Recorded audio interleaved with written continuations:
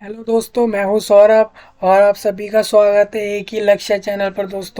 दोस्तों इस वीडियो में बात करूंगा मैं सी यू ई टी यू जी 2023 के एप्लीकेशन फॉर्म को फिल कैसे करें, अप्लाई कैसे करें, उसके लिए सबमिट कैसे करें। सी यू ई टी यू जी जो है दोस्तों एक एग्ज़ाम होता है आपका, जो कि common university entrance test exam होता है, जो आपका पोस्ट ग्रेजुएट प्रोग्राम्स या डिग्रीज़ के लिए भी होता है, जिसको आप मास्टर डिग्रीज़ कहते हैं, और बैचलर डिग्रीज जो कि सही 12th क्लास के बाद जो स्टूडेंट्स करते हैं कॉलेज, उसके लिए जो है आपको ये एग्ज़ाम देना पड़ता है। इस एग्ज़ाम को देकर ही आपको जो है आपके कॉलेजों में, इंस्टीट्यूट्स में, यूनिवर्सिटीज़ में, ऑर्गेनाइजेशंस में एडमिशन्स मिलता है दोस्तों। तो दोस्तों इस एग्ज़ाम को देने के लिए आपको इसका एप्लीकेशन फॉर्म भरना पड़ेगा। उसको कैसे भरेंगे वो इस वीडियो में मैं आपको बताऊंगा। दोस्तों सिंपल सी बात है, जो सी यू टी एग्ज़ाम है ये जो है आपको अलग अलग यूनिवर्सिटी में जो है पूरे इंडिया के अंदर, पूरे भारत के अंदर आपकी बड़े बड़े जो संस्था हैं, यूनिवर्सिटी हैं, चाहे वो सेंट्रल गवर्नमेंट के अंडर आते हों या स्टेट गवर्नमेंट के अंदर आते हों, या फिर वो खुद के प्राइवेट यूनिवर्सिटीज़ क्यों ना हो, वो आपको जो प्रोग्राम पढ़ना हो, जो कोर्स करना हो उस यूनिवर्सिटी से, और आपको उसमें एडमिशन लेना है, और तो उसके लिए जो है ये एग्ज़ाम आपको देना पड़ता है। अब ऐसा नहीं है कि इस एग्ज़ाम से आप हर यूनिवर्सिटी में भारत की एडमिशन ले सकते हैं, नहीं होता ऐसा। बहुत सारी यूनिवर्सिटी हैं जिसमें आप इसमें एडमिशन ले सकते हैं। वो कौन कौन सी यूनिवर्सिटी हैं दोस्तों, उसकी लिस्ट मैंने एक वीडियो में आपको बताई हुई है, जो इसी चैनल पे आपको दूसरी वीडियोस में आप देख सकते हैं, जिसमें लिखा होगा all universities under C you E T U जी 2023। उसमें आपको दिख जाएगा कि कौन कौन सी यूनिवर्सिटीज़ हैं जो इसके थ्रू आपको एग्ज़ाम देंगी, इसके मार्क्स के थ्रू। तो अब उसके लिए अप्लाई कैसे करते हैं, तो सिंपल दोस्तों, इसके लिए 3 स्टेप्स होते हैं। पहला आपको रजिस्ट्रेशन करना होता है वेबसाइट पे। इनकी ऑफिशियल वेबसाइट है cuet.ac.samarth.ac.in। इस पर आप पहले रजिस्ट्रेशन करते हैं नए यूज़र की तरीके से, फिर जो आप उसमें एप्लीकेशन फॉर्म सबमिट भरते हैं, पूरा फिल करते हैं, फिर डॉक्यूमेंट अपलोड करने के बाद उसके बाद आप फीस पेमेंट करते हैं। फिर आप ये 3 स्टेप कंप्लीट हो जाता है, वैसे ही आपका एप्लीकेशन फॉर्म सबमिट, फिर उसके बाद एप्लीकेशन फॉर्म हो जाता है आपका पूरा। फिर जो आपका स्क्रीन पे एप्लीकेशन फॉर्म आता है उसका आपको स्क्रीनशॉट ले लेना होता है, या कॉपी ले लेनी होती है उसकी, या फिर उसको सेव कर लेना होता है अपने डिवाइस के अंदर, या उसका प्रिंट आउट ले लेना होता है, जिससे कि बाद में जो है आपके लिए वो ज़रूरी रहता है। उसी के ज़रिए आप एडमिट कार्ड डाउनलोड कर पाते हैं। फिर उसी उसमें एप्लीकेशन नंबर होता है क्योंकि आपका, फिर उसी के बाद उसी से आप आंसर की पे जो है आप क्लेम कर पाते हैं, आंसर की देख पाते हैं, उसी से जो है आप अपने एग्ज़ाम का रिजल्ट देख पाते हैं। दोस्तों इसकी लास्ट डेट जो है ना, वो 12 मार्च 2023 के रात के 9 बजे तक की है। उससे पहले पहले आपने अप्लाई कर दिया तो अच्छा है, तब तक कर दिया तो भी अच्छा है, उसके बाद आप नहीं कर सकते। वो आपकी लास्ट डेट रहेगी इस एग्ज़ाम की। और इसका एग्ज़ाम रजिस्ट्रेशन कब से चालू हुआ, तो वो 9 फरवरी से शाम को चालू हो गया था। ऑफिशियली वेबसाइट पे इन्होंने बता दिया था, मैंने भी आपको पहले वीडियो में बता दिया है। अब मैं इस वीडियो में आपको फुल बताऊंगा एप्लीकेशन के लिए अप्लाई करके, one by one, step by step. तो दोस्तों सिंपल एक वेबसाइट है इनकी, cuet.samarth.ac.in। इस वेबसाइट पे आप आएंगे, सिंपल आपको इस वेबसाइट पे आना है।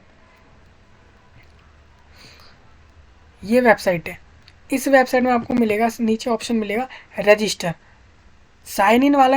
ये साइन इन का ऑप्शन तब आएगा आपको जब आप रजिस्टर कर चुके होंगे। रजिस्टर यहाँ पे हर यूज़र को जो है, हर कैंडिडेट को जो है, हर एप्लीकेंट को जो है करना पड़ता है हर साल के लिए अलग से। ऐसा नहीं होता 22 में अगर किसी ने कैंडिडेट ने एग्ज़ाम दिया, 21 में दिया, तो वो सेम लॉगिन से रजिस्टर से ही आगे बढ़ सकता है, ऐसा नहीं होता। तो अब जैसे हम रजिस्ट्रेशन कैसे करेंगे इस पर, सिंपल सा है, आप रजिस्टर पर क्लिक करेंगे। रजिस्टर में जैसे इन्फॉर्मेशन बुलेटिन मैंने आपको बता दिया है वीडियो में क्या क्या है इस एग्ज़ाम से रिलेटेड, वो आपने पढ़ लिया है। नहीं पढ़ा तो आप पढ़ लीजिए, वीडियो मैंने बना रखी है, उस पर आप देख सकते हैं जाके। आप देखिए फ़ीस क्या रहती है, 750, 3 सब्जेक्ट की, 7 सब्जेक्ट की 1500, 10 सब्जेक्ट की 1750 जनरल कैटेगरी वालों के लिए इंडिया के अंदर। इंडिया के अंदर ही ओबीसी वालों के लिए, ओबीसी एनसीएल ईडब्ल्यूएस वालों के लिए 700, 1400, 1650। फिर बाकी वालों के लिए इस तरीके से, आउटसाइड वालों के लिए इस तरीके से फ़ीस रहेगी, आपकी एप्लीकेशन फॉर्म फ़ीस है। अब देखिए क्या बोला गया यहाँ पे, जीएसटी जो है वो आपको पे करनी पड़ सकती है अगर कैंडिडेट से मांगी जाती है तो बाद में। सिंपल जैसे कि होता है आप एप्लीकेशन फॉर्म में, जैसे किसी बैंक के टर्म्स होते हैं, आपसे इतना जीएसटी लिया जाएगा पर ट्रांजैक्शन, और वो आपको अलग से फिल करना पड़ता है, पे करना पड़ता है अगर बोला जाता है तो। दोस्तों सिंपल यहाँ पे आपको नीचे आना, I have downloaded the information bulletin, आपको ऐसे टिक कर देना है। इसका मतलब ये है, आपने टिक इसलिए किया है ये बताने के लिए कि मैंने एक एक चीज़ जो है इसके एग्ज़ाम के बारे में पढ़ ली है, पैटर्न से लेके सिलेबस से लेके एग्ज़ाम के रिजल्ट तक कैसे कैसे क्या होता है। ये आपकी तरफ से डिक्लेरेशन हो गया है। फिर आप सिंपल यहाँ पे अपने 10th के मार्कशीट के बेस पे अपना नाम डालेंगे, फादर नेम, मदर नेम, ये सब डिटेल्स डालेंगे। ये 10th के बेस पे डालना है आपको। 10th की मार्कशीट पे जो होगा आपका, वो आपको यहाँ पे एज इट इज़ डाल देना है।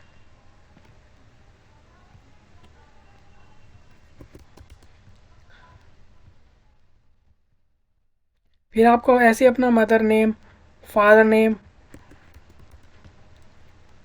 फिर गार्जियन नेम, अपना डेट ऑफ बर्थ, सब दोस्तों यहाँ से आप उसे सिलेक्ट कर लेंगे।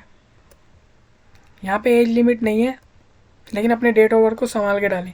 यहाँ पे जेंडर आप चूज़ कर लेंगे, मेल फीमेल थर्ड जेंडर जो भी है आपका। इंडियन है तो इंडियन चूज़ करेंगे।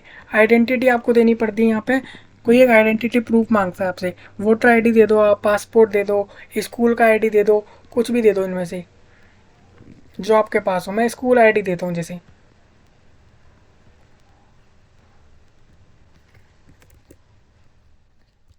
मैं स्कूल आईडी दे रहा हूँ, स्कूल आईडी कार्ड। अब जैसे एड्रेस आपको मांगता है तो आपको यहाँ पे एड्रेस डालना होता है।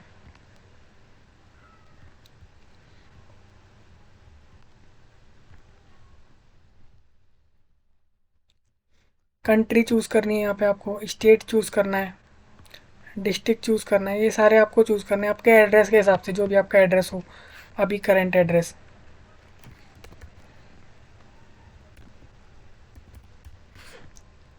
फिर आपको यहाँ पे आपका ईमेल एड्रेस डालना होता है। ये ईमेल एड्रेस दोस्तों आप अपना वैलिड ईमेल एड्रेस डालें, देख कर कि आपका जो ईमेल एड्रेस यहाँ डाल रहे हैं वो वैलिड हो, और आप उसी को आजकल जो है यूज़ कर रहे हो अपने डिवाइस में, जिससे कि आप जो है कोई भी इंफॉर्मेशन इस एग्ज़ाम से रिलेटेड आपके इस ईमेल पर आएगी। इस एग्ज़ाम से रिलेटेड हो या इस वेबसाइट से कोई भी नोटिफिकेशन जो होगा आपके लिए, वो इस सेम ईमेल पर आने वाला है। सिंपल दोस्तों यहाँ पे आप इसी ईमेल को जो है कंफर्म कर देंगे यहाँ से। फिर यहाँ पे आप अपना मोबाइल नंबर डाल देंगे। अल्टरनेट मोबाइल नंबर कोई हो, आपके भाई बहन का, आपके पेरेंट्स का, या आपका ही कोई हो दूसरा मोबाइल नंबर, वो भी आप डाल सकते हैं यहाँ पे। यहाँ पे क्लिक करना है आपको कि आपका प्रेजेंट एड्रेस जो आपने डाला है वही आपका सेम जो है परमानेंट एड्रेस है कि नहीं। फिर उसके बाद आपको यहाँ पे एक पासवर्ड क्रिएट कर लेना है अपना।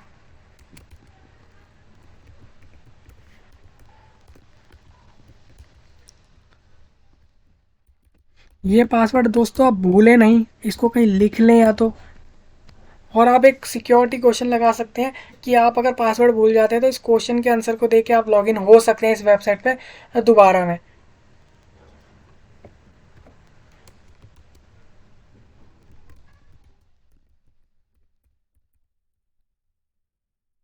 फिर आपको यहाँ पे अपना जो भी अपना क्वेश्चन, सिक्योरिटी क्वेश्चन का आंसर लगा देना है, पासवर्ड क्रिएट कर देना है। फिर सेम सिक्योरिटी पिन आपको सेम एज इट इज़ डालना है। फिर इसे आप सबमिट कर देंगे। ये आपकी डिटेल्स आ जाएगी सारी, जो भी आपका नाम है, mother's name, father's name, date of birth, gender, school ID का नंबर, जो भी कुछ है ना, ये आपको सेम चेक कर लेना है। आपका जो भी कुछ है जो आपने फिल करा वो यहाँ चेक कर लेना है आपको। कोई भी अगर चेंज करना हो यहाँ चेंज भी कर सकते हैं आप, नहीं तो यहाँ पे यही डिटेल आपका रहेगा। फिर यहाँ आप वेरीफाई कर दीजिए, हाँ भाई जो मैंने डिटेल डाला है वो ठीक है और करेक्ट है और यही डिटेल रहेगा, मैं इसको चेंज नहीं करना चाहता या चाहती जो भी है। फिर उसके बाद सबमिट कर देंगे आप इसे। फिर आपको एक OTP आएगा दोस्तों। ये OTP आपके सिंपली मेल पर आने वाला है दोस्तों। उस मेल को आपको ईमेल पर आएगा, वो आपको यहाँ से डालना है। वो ओटीपी जो भी आएगा आपको, या तो आपके नंबर पे आएगा या फिर ईमेल पे आएगा। ये नंबर पे आने वाला है, जैसे यहाँ लिखा हुआ है।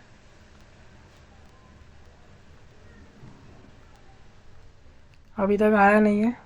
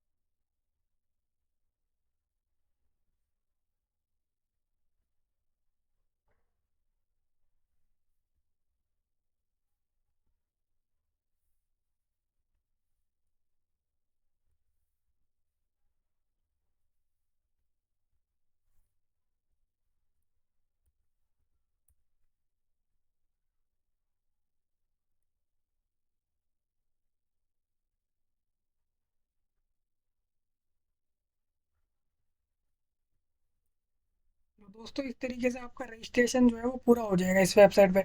दोस्तों रजिस्ट्रेशन के बाद आपको सिंपल इसका एप्लीकेशन फॉर्म फिल करना होगा। तो वो कैसे करेंगे आप, उसके लिए आपको कंटिन्यू एप्लीकेशन फॉर्म पे क्लिक करना होगा। यहाँ से आप अपनी सारी डिटेल चेक कर लेंगे। फिर यहाँ पे आपको कैटेगरी आपको चुनना होगा। कैटेगरी में जैसे आपका कोई रिजर्वेशन कैटेगरी है, जैसे कि आपका ओबीसी, एनसीएल हो, एसटी, एससी हो, ईडब्ल्यूएस हो, कोई भी एड कैटेगरी होगा वो आपको चूज़ करना है। जैसे मैं यहाँ पे जनरल चूज़ कर रहा हूँ, आप अपने हिसाब से चूज़ कर लेंगे। फिर उसके बाद जो है आपको पीडब्ल्यूबीडी अगर कैंडिडेट हैं आप, पर्सन विद डिसेबिलिटी कैटेगरी अगर आप हैं उसमें आते हैं, तो उसके लिए आप येस नो चूज़ कर लेंगे।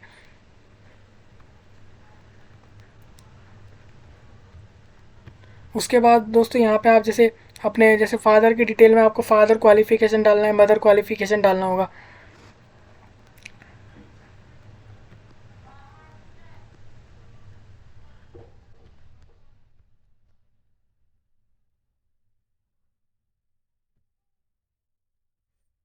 सेम ऐसे ही मदर के लिए भी आपको करना होगा।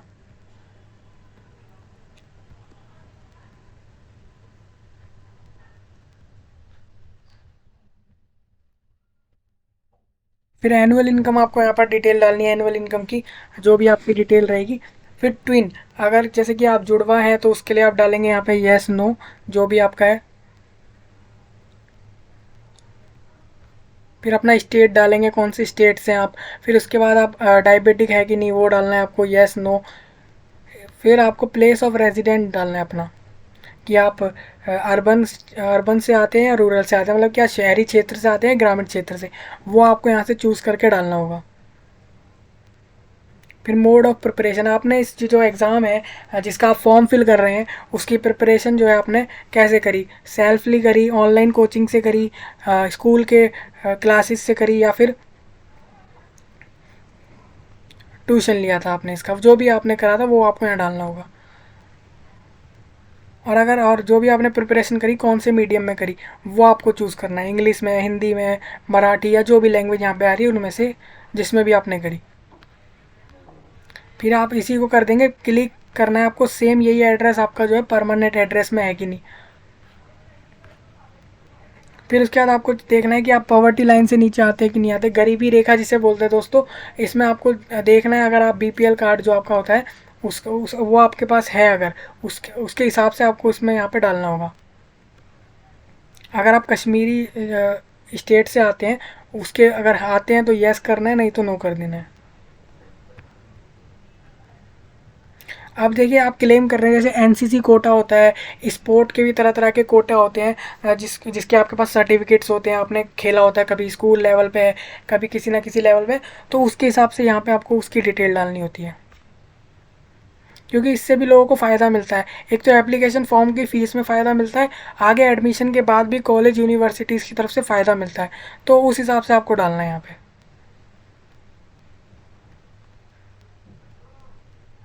अब देखो यहाँ पे आपको बताना है कि क्या आपके जो पेरेंट्स हैं, अपने फादर या मदर, उन्होंने वो किसी यूनिवर्सिटी में कोई एम्प्लॉय रहे या नहीं रहे, मदर या फादर कोई भी नहीं है, तो सिंपल नो पे क्लिक करके आप इसे सेव करके आगे बढ़ेंगे।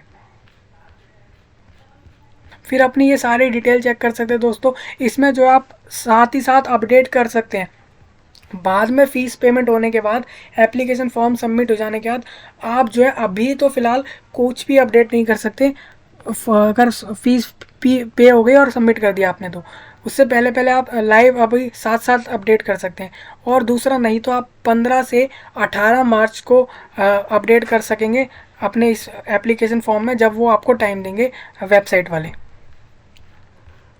यहाँ आप अपनी इंफॉर्मेशन चेक करके आगे बढ़ जाएंगे।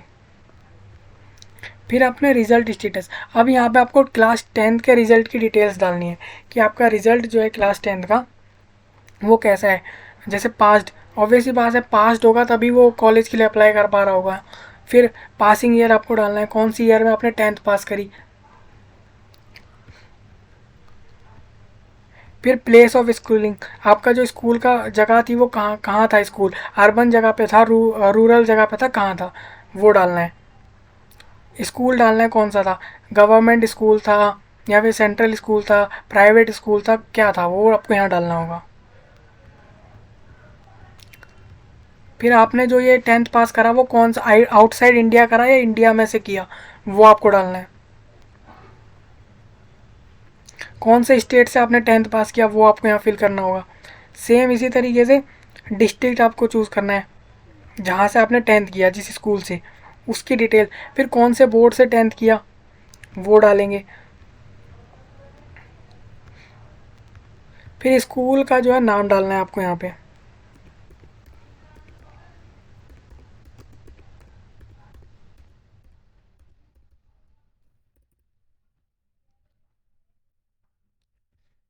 फिर स्कूल का आप यहाँ पे जो है पिन कोड डाल देंगे। फिर 10th क्लास का आपको यहाँ पे रोल नंबर फिल कर देना है। फिर रिजल्ट का मोड, कि आपका जो रिजल्ट आया था 10th का वो परसेंटेज में आया था या ग्रेड में आया था, वो यहाँ पे आपको चूज़ करना है। परसेंटेज में आया था तो कितने नंबर में से कितने नंबर आए वो आपको यहाँ पे डालने होंगे।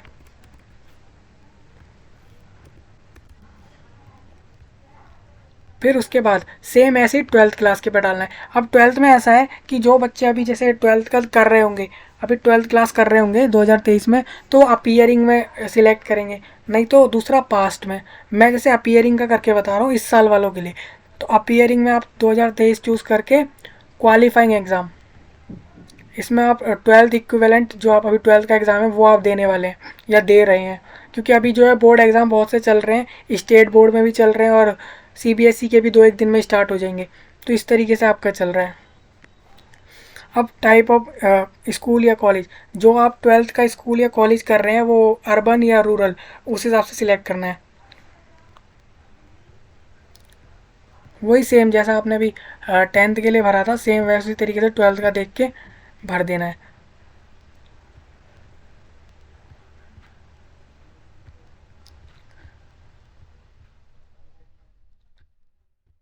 ये आपका 12th के बेस पे है कि 12th में आप कौन से कॉलेज से कर रहे हैं या कौन से स्कूल से कर रहे हैं और कौन सी जगह पे है, वो उस हिसाब से।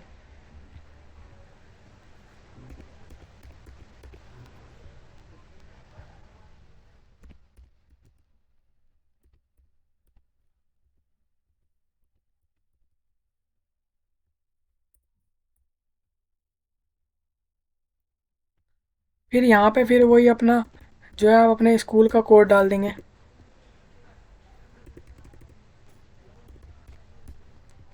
फिर अपना 12th क्लास का रोल नंबर डाल देंगे जो आपको अभी मिला हुआ होगा। फिर इस डिटेल को सेव कर लेंगे, अगर आपको कुछ अपडेट करना है साथ के साथ अपडेट कर लेंगे। फिर आपको अपना एग्जामिनेशन सेंटर चुनना है यहाँ पे। यहाँ पे आप जो है पहले स्टेट चुनेंगे, उसके बाद सिटी चुनेंगे।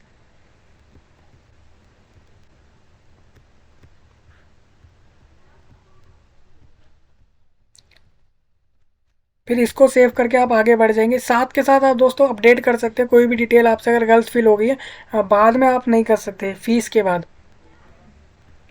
अब देखो, अब यहाँ से आप चुनेंगे यूनिवर्सिटी कि आपको कौन सी यूनिवर्सिटी से कौन सा कोर्स करना है, वो आप यहाँ पे चूज़ करेंगे। दोस्तों यहाँ पे लिमिट नहीं है, आप कितनी भी यूनिवर्सिटी में कितने भी कोर्स के लिए यहाँ पे सिलेक्शन कर सकते हैं। आपको यहाँ पे नहीं बोला गया कि आप अगर जैसे DU से सिलेक्ट कर रहे हैं तो ज़रूरी नहीं आप DU से एक प्रोग्राम के लिए, 2 प्रोग्राम के लिए अप्लाई कर सकते हैं, जितने मर्जी के लिए अप्लाई कर सकते हैं आप। हो सके तो जितना हो सके, जितना नंबर ऑफ़ कोर्सेज़ हैं वो ज़्यादा करें तो उतना अच्छा रहेगा, क्योंकि इसके रिजल्ट आ जाने के बाद, इस एग्ज़ाम का अगर रिजल्ट आ जाता है और फिर आप एडमिशन लेने जाते हैं किसी यूनिवर्सिटी में और उसके उधर वो आपके यहाँ के इस एग्ज़ाम के अगर मार्क्स एक्सेप्ट कर रहे हैं और वहाँ पे जो है आपने उस कॉलेज में किसी कोर्स के लिए अप्लाई नहीं किया, तो वो आपको एडमिशन नहीं देंगे, क्योंकि यहाँ पे आपको पहले ही मेंशन करना पड़ेगा कि कौन सी यूनिवर्सिटी में आपको एडमिशन लेना है और कौन से कोर्स में। जैसे मैं एग्ज़ाम्पल लेता हूँ, जैसे मैं अलीगढ़ मुस्लिम यूनिवर्सिटी का एग्ज़ाम्पल लेता हूँ। अलीगढ़ मुस्लिम यूनिवर्सिटी में मैं जैसे BSc ऑनर्स कम्युनिटी साइंस के लिए अप्लाई कर रहा हूँ। सेम अब मैं इसी कॉलेज में same B vocational production technology के लिए अप्लाई कर रहा हूँ, तो इसमें भी सिलेक्ट कर लूँगा। तो यहाँ पे क्या होगा, आप ऐड कर देना, साथ में ऐड का बटन दबाओगे तभी वो जो है आपका ऐड होगा लिस्ट में। जैसे मैंने 2 कोर्स के लिए अप्लाई कर दिया, अब सेम मैं यहाँ पे दूसरा कोई यूनिवर्सिटी चूज़ कर लेता हूँ। यहाँ पे कोई सा भी आप चूज़ कर सकते हैं जो लिस्ट में आ रहा हो। सपोज़ मैं जवाहरलाल नेहरू यूनिवर्सिटी में अप्लाई करता हूँ। इसमें मैं एग्ज़ाम्पल ले लेता हूँ, जैसे BA ऑनर्स स्पेनिश में अप्लाई कर रहा हूँ मैं यहाँ पे, इसको भी ऐड कर देते हैं। फिर सेम ही JNU में ही मैं BSc MSc 5 साल का इंटीग्रेटेड प्रोग्राम के लिए अप्लाई कर देता हूँ, तो उसको सिलेक्ट करके ऐड कर देंगे यहाँ पे। और अब ऐसे ही मैं आपको DU का बता देता हूँ। DU में भी ऐसा ही सेम है, आप यूनिवर्सिटी ऑफ दिल्ली को चूज़ कर लेंगे, फिर यहाँ से आप अपना कोर्स सिलेक्शन कर लेंगे, कौन से कोर्स में आपको एडमिशन लेना है इस यूनिवर्सिटी में।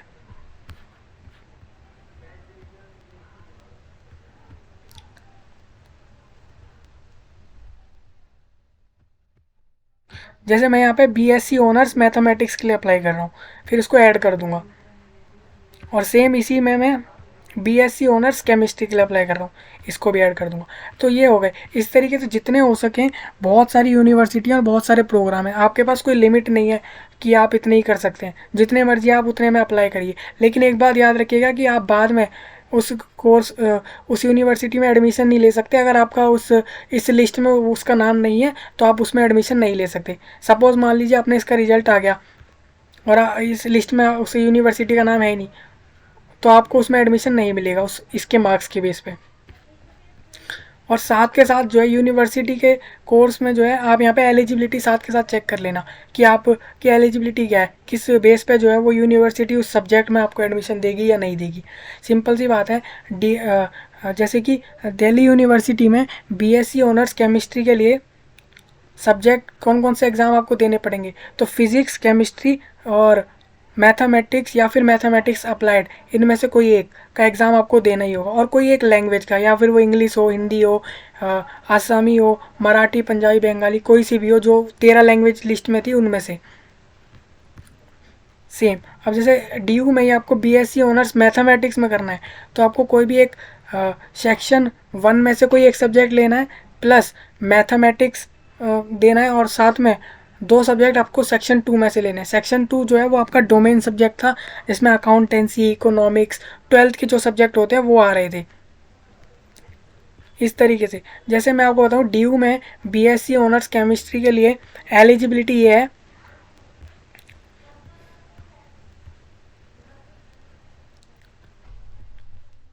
कि वो जो है केमिस्ट्री, फिजिक्स, मैथमेटिक्स जो है इसका CUET ज़रूर दे,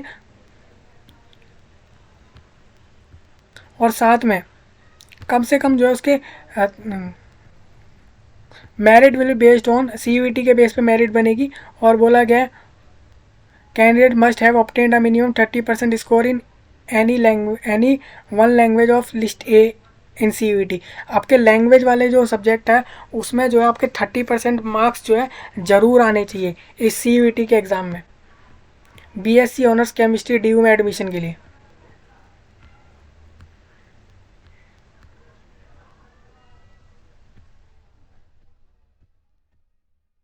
और साथ में बोला गया है कि 12th क्लास में जो है उसके 50% मार्क्स जो है उससे ऊपर होने चाहिए केमिस्ट्री, फिजिक्स, मैथमेटिक्स में।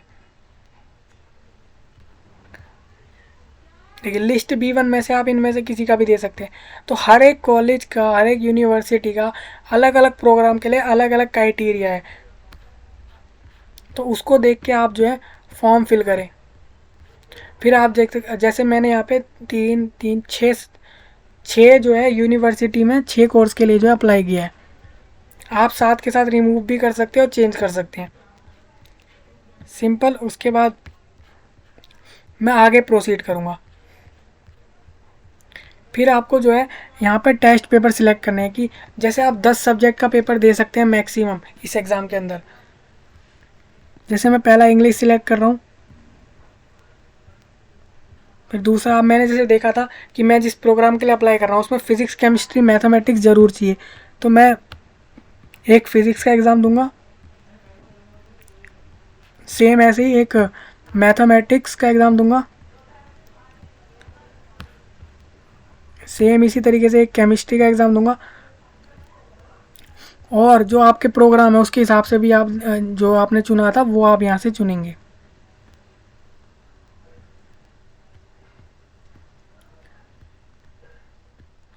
देखिए ऐसे अनसन सब्जेक्ट नहीं चुनने हैं, यहाँ पे वही चुनने हैं जिस प्रोग्राम में आपने अप्लाई किया है उसके लिए क्या क्या सब्जेक्ट के एग्ज़ाम देने हैं, वही यहाँ से चुनने हैं आपको। जैसे एक होम साइंस हो गया और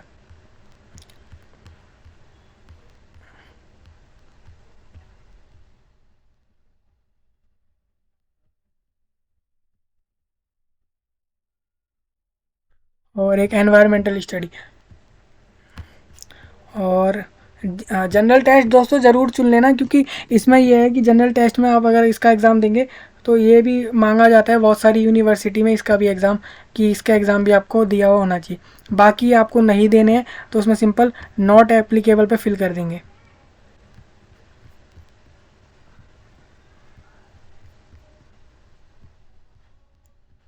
अब जो है आपको मीडियम चुनना है कि आपको फिजिक्स का एग्ज़ाम किस में देना है, हिंदी, इंग्लिश, पंजाबी, उर्दू, इस तरीके से। इसी तरीके से मैथ का एग्ज़ाम किस में देना है, केमिस्ट्री का, ये अपने हिसाब से आप चुन लेना। उस तो आपके लिए अच्छा रहेगा कि आपको पता रहेगा कि आप इस लैंग्वेज में उस एग्ज़ाम को देने वाले हैं। सिंपल, फिर आप इसे टिक करके सेव कर देना।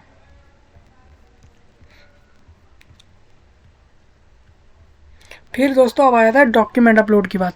यहाँ पे जो है आपको डॉक्यूमेंट अपलोड करने पड़ेंगे, जैसे कि आपको फ़ोटोग्राफ अपलोड करना पड़ेगा, फिर सिग्नेचर, अपना डिजिटल सिग्नेचर, आप एक पेपर पे, वाइट पेपर पे सिग्नेचर लेके उसका डिवाइस में फ़ोटो खींच लेना और उसको जो है यहाँ पे अपलोड कर देना। यहाँ पे एक लिमिट ये है कि जो आपकी फ़ोटो होगी और साथ में सिग्नेचर होगा, दोनों का जो फॉर्मेट है वो JPG और JPEG इन दोनों एक्सटेंशन में होना चाहिए। और दूसरा, फ़ोटो जो है वो 200 KB से कम साइज़ में होनी चाहिए और सिग्नेचर जो है 300 KB से कम साइज़ में होनी चाहिए। और कास्ट सर्टिफिकेट अगर आप अपलोड करते हैं, अगर आप क्लेम करते हैं रिजर्वेशन के लिए यहाँ पे किसी भी कैटेगरी से, तो उसमें आपको कास्ट सर्टिफिकेट लगाना पड़ेगा जो कि आपका 1 अप्रैल 2022 का या फिर उसके बाद का होना चाहिए। तो उसको जो है आपको यहाँ पे अपलोड करना पड़ेगा। अब ऐसे में क्या है कि स्टूडेंट के पास अगर रिजर्वेशन पे क्लेम कर रहा है वो और उसके पास सर्टिफिकेट नहीं है, तो ऐसे में वो अपना एक डिक्लेरेशन फॉर्म होता है उसको फिल करके उसका प्रिंट आउट निकाल के उसको सबमिट कर सकते हैं यहाँ पे। अभी आप जैसे आपके पास एप्लीकेशन फॉर्म का 12 मार्च तक का टाइम है, तो इसमें आप आराम से डिक्लेरेशन फॉर्म को भी फिल करके सबमिट कर सकते हैं। वो जो है वो PDF एक्सटेंशन फॉर्मेट में होना चाहिए। साथ में जो है उसकी जो लिमिट है, उसका जो साइज़ है वो 50 से 300 KB के बीच में होना चाहिए। अब मैं यहाँ पे आपको दिखाता हूँ फ़ोटो कैसे अपलोड करना है, सिग्नेचर कैसे अपलोड करना है। सिंपल अपने डिवाइस से आप सिलेक्ट कर लेंगे वो फाइल, जैसे मैं फ़ोटोग्राफ में अपलोड कर रहा हूँ। इसको पूरा चेंज करके दोस्तों अपलोड करना कि आपका साइज़ जो है वो उस हिसाब से हो गया हो।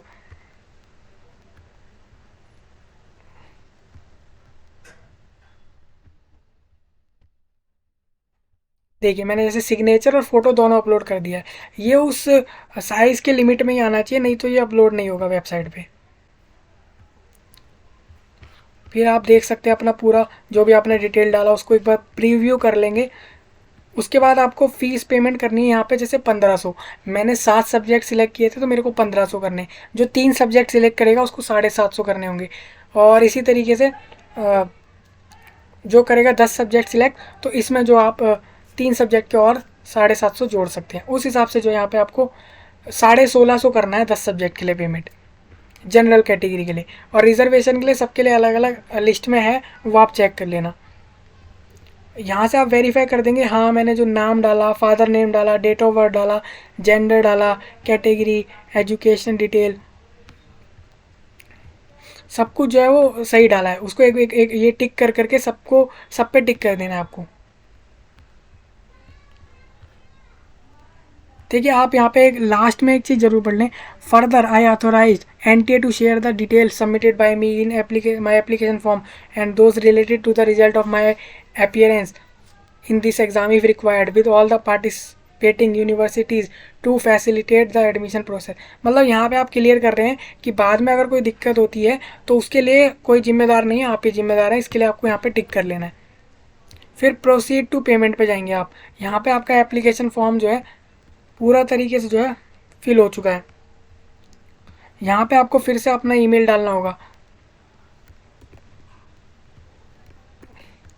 वेरीफाई करने के लिए। वो वेरीफाई कर रहे हैं कि जो आप ही हैं जो पूरी आपने एप्लीकेशन फॉर्म भरा है नहीं, उसके लिए वेरीफाई कर रहे हैं आपके ईमेल से।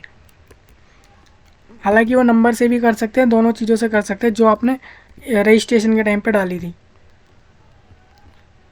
फिर एक वेरिफिकेशन कोड जो है आपके ईमेल पर आएगा।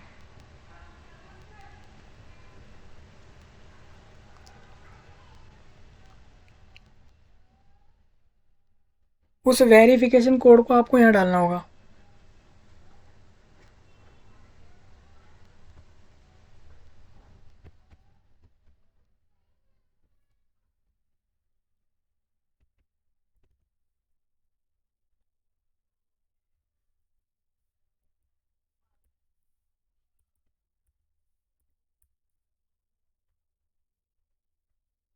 दोस्तों जो ये ईमेल है और साथ में जो आपका मोबाइल नंबर और अल्टरनेट मोबाइल नंबर, ये तीनों वैलिड डालना है आपको। और प्लस वैलिड के साथ साथ आपको बिल्कुल ऐसा डालना है जो आपके नंबर से लिंक हो, या फिर ऐसा कुछ हो कि आप आसानी से जो है अभी कोई भी नोटिफिकेशन आता है एग्जामिनेशन डिपार्टमेंट की तरफ से या फिर वेबसाइट या इनकी तरफ से एनटीए की तरफ से, तो आप आसानी से जो है लॉगिन करके आप चेक कर सकें अपने डिवाइस के अंदर कि कब आपका एडमिट कार्ड आ रहा है और कब आपका जो है आंसर की आ रही है, कब जो है आपका रिजल्ट आ रहा है, सब जो है आप इसी के थ्रू चेक कर पाएंगे। सिंपल आप अपनी डिटेल चेक कर लेंगे एक एक करके सारी, जो भी आपका एजुकेशनल क्वालिफिकेशन की डिटेल थी, डॉक्यूमेंट्स की डिटेल थी, पर्सनल डिटेल थी, एड्रेस की डिटेल थी, कोर्स सिलेक्शन की डिटेल थी, सब एक एक करके आप आसानी से, मतलब तसल्ली से, बिल्कुल आपका फुल टाइम है, आप 12 मार्च तक अप्लाई कर सकते हैं। एक एक चीज़ आप ध्यान से देख देख के चेक करके अप्लाई करें यहाँ पे।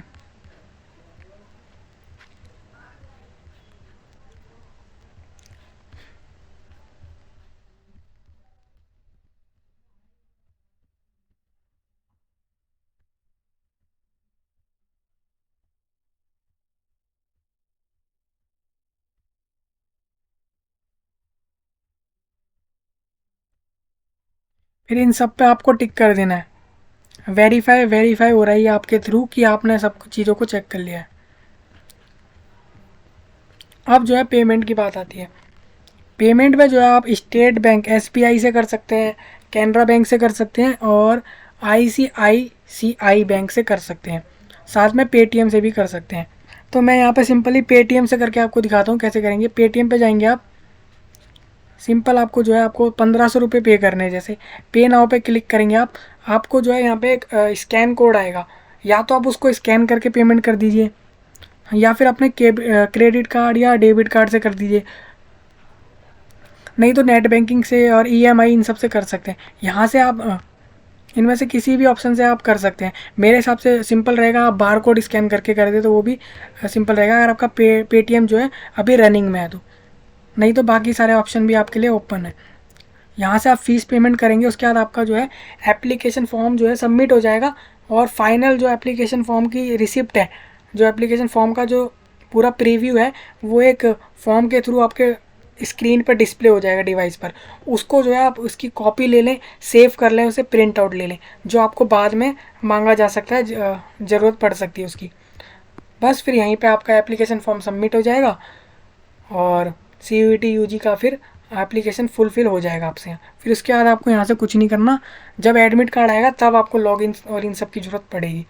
तो दोस्तों यही था CUET UG 2023 के लिए कैसे एप्लीकेशन फॉर्म आपको भरना है, वो आपको दिखा दिया मैंने। यही आपको भरना होगा, इस तरीके से आप भरेंगे और फिर उसके बाद अप्लाई करेंगे और सेम लॉगिन के साथ एडमिट कार्ड को डाउनलोड करेंगे आगे। तो दोस्तों इस वीडियो में इतना ही, मिलते हैं अगली वीडियो में, तब तक के लिए धन्यवाद।